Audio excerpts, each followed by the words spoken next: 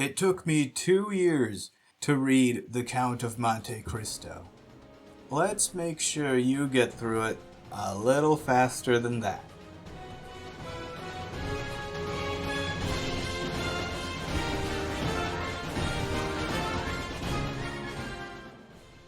This isn't going to be a review. It's been way too long since I read the book for me to do a proper review. But I do remember the experience of reading it, the things I enjoyed, and the things I struggled with. So instead, I'm just going to offer some advice and encouragement for people who are thinking of reading it, or people who've started it and are wondering if it's going to be worth it to continue. And I'm going to tell you just where I think the book goes from good to great. So, if you're watching this video, you've probably already heard of all the reasons to read The Count of Monte Cristo. And there are a lot. You know the cool stuff the grandpa in the Princess Bride's frame story lists to get his grandson interested in listening to him read The Princess Bride? Fencing, fighting, torture, revenge, giants, monsters, chases, escapes, true love, miracles. It's got all of that. Okay, no it doesn't, but it's got most of them. And it has all these storylines that are interwoven in a dazzlingly intricate way. But I'm not going to act like it's perfect. First of all, it's pretty long. The version I have is 1,462 pages. As you may have heard, Alexandre Dumas was paid by the word. Now, the length alone isn't a bad thing. The problem is, there is a bit of fat in it. I came up with an analogy. The book is sort of like a sandwich that has a good number of slices of various ingredients, cheese, meat, tomatoes, etc. But some of those slices are cut a little too thick. What I mean is, almost all the chapters contribute something to the story, but at times Dumas spends a bit too much time on describing things that aren't that important. Another thing is, and this might piss some people off, I don't think the book has great characters.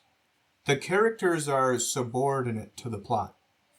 I remember there was one character I developed a connection with, and then towards the end, his usefulness to the plot is done, and then he disappears. And I was just like, wait a second, Dumas, I liked that guy. And actually, towards the end, the book focuses on two of its least interesting characters. And I particularly thought the villains were kind of weak. You know, I think it's interesting how The Count of Monte Cristo, at least online, has sort of overtaken The Three Musketeers in terms of popularity. I don't know about you guys, but I don't remember hearing many people talk about The Count of Monte Cristo when I was younger, but I'd hear about The Three Musketeers. I think this might be because The Three Musketeers, being shorter, is easier to adapt to film. And I think The Three Musketeers has stronger and more memorable characters, especially when it comes to the villains. Milady de Winter, Cardinal Richelieu, Count de Rochefort. They just have more presence than Danglars, Fernand, and Villefort. But let me assure you that the book's strengths definitely outweigh its flaws.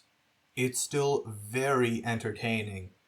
And if you find yourself struggling with the book, there's a certain point I think you should try to get to before you decide to set it aside. It's near the 60% mark. It's a chapter where Edmond Dantes hosts a dinner for basically all the major characters in the novel. It's there where the design of the book becomes apparent. You see that all these characters Dumas introduced over the hundreds of pages that came before are connected more closely than you thought. and even they are unaware of some of those connections. Up until then, Dumas is setting up the dominoes. In that chapter, he knocks the first one over. And after that, it really is a breathless ride until the end.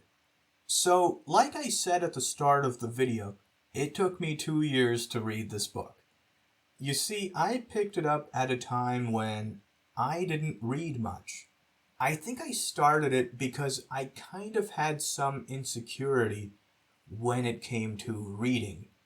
A lot of people around my age read the Harry Potter books, which I couldn't get into, partly because I was intimidated by how long the later books got. And I was in my high school library one day and I saw the Count of Monte Cristo. I'd never heard of it before, but the copy was really thick, so I thought, here's a chance to prove to myself that I can read a really long book. I started off real slow, but toward the end, I got faster. I read the last 300 pages in 3 days. If I'd had that pace at the start, I would have been done in 2 weeks. If anything, I think that should give you some encouragement. If I could read it, you definitely can. By the way, I read the modern library version, which has a translation from the 1840s. I didn't think it was hard to read. I can recommend it, but I see a lot of people online reading the Penguin Classics version, which has a newer translation that was done by Robin Buss. It's supposedly more accurate and restores some material that was cut out of the version I read. When I get around to reading the book again, I might read that one. Also, there's one other thing I wanted to say, and it's that I'm glad I read The Count of Monte Cristo before I joined Reddit, because I'll admit, I kind of get annoyed by those books Reddit won't shut up about. Oh, you have to read Lonesome Dove, you have to read Blood Meridian. When a book is pushed so frequently and with such intensity, I get curious, but also a little annoyed. I guess it's reverse psychology. And, of course, The Count of Monte Cristo is one of those books. Do not let reverse psychology keep you from enjoying The Count of Monte Cristo. I can almost guarantee you'll like it. If you've read The Count of Monte Cristo, I'd love to hear what your experience with it was like. I'm gonna ask you to avoid spoilers, though. And if you haven't, did this video make you more interested in reading it? Thank you for listening, and I hope you have a nice day.